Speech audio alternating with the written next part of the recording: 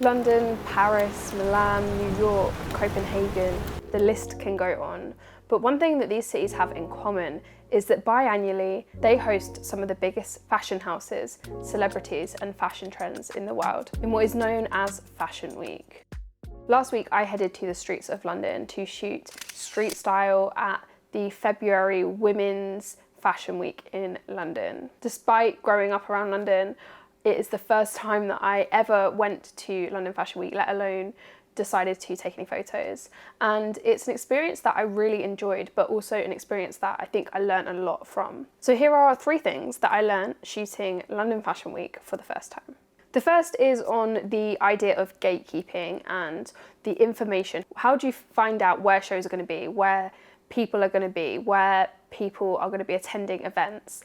And this is something that I really struggled with at the beginning. Although initially I found that there was a lot of gatekeeping around where shows were being held, I quickly found that the community of photographers that were shooting Streetstyle, that were shooting the shows themselves, were really helpful. I'd actually recommend going to Fashion Week as a photographer shooting Streetstyle to anyone who's kind of starting out in fashion photography, because the kind of abundance of networking opportunities is insane. Like, not only can you meet other photographers, you meet models, fashion designers, fashion bloggers, people who I think would be very useful to build relationships with. By the end of the first day, I had been sent like a schedule of all of the events for that weekend, so I kind of knew where to head, and that was kind of just down to photographers kind of helping each other out and that community kind of like coming together. I don't think you have many examples anymore of this kind of community existing within photography. And I think as well, because when people think of London Fashion Week, they think of the gatekeeping, they think of,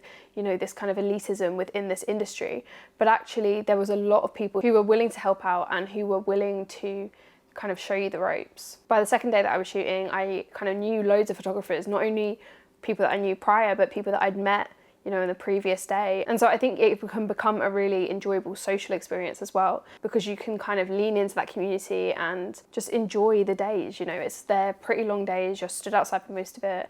And I think actually getting on with the people that you're working with, going to shows together, or just kind of like seeing friendly faces can be really important and really encouraging when you're starting out in something like this. The next thing I learned was more to do with the technical side of it, and that was to do with lens choice. So I wasn't initially intending to head to London Fashion Week, and so the only lens I had brought down, I was visiting my mum, was my 35mm. And you guys know I love my 35mm on my digital camera. It is my favourite, my go-to for everything.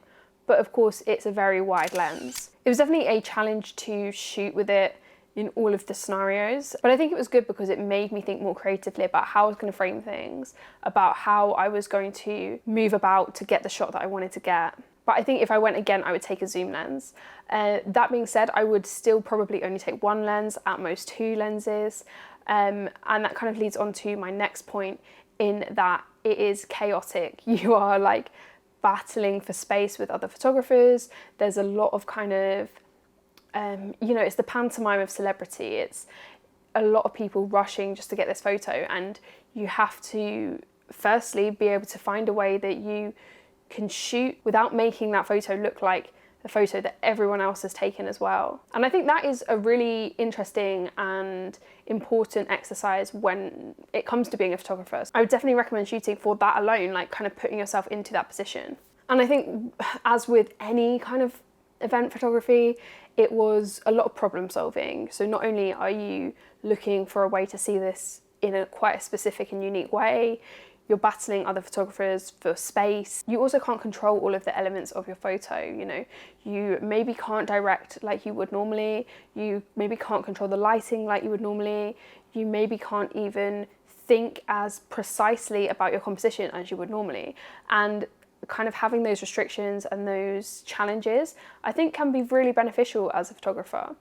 I come from kind of an events background. I started shooting weddings when I was 17. I did a lot of live music. I still do a lot of live music. And that kind of working on the fly, that kind of really getting into the moment and trying to problem solve and think on your feet is a really instrumental skill when it comes to being a photographer. I think regardless of the genre that you're working in. So if you haven't shot a fashion week before, I would absolutely recommend it to anyone. You know, I was just shooting Streetstyle, I wasn't shooting any of the shows, but just head down to whatever major city that you're near that does a fashion week. If you can find out from like one photographer who kind of works in that city or that scene for fashion weeks, where like the main show is or where like the main hub is, sometimes that information is available online, then I would head down there, shoot a bit, get to know other photographers, and hopefully you can get to some other shows.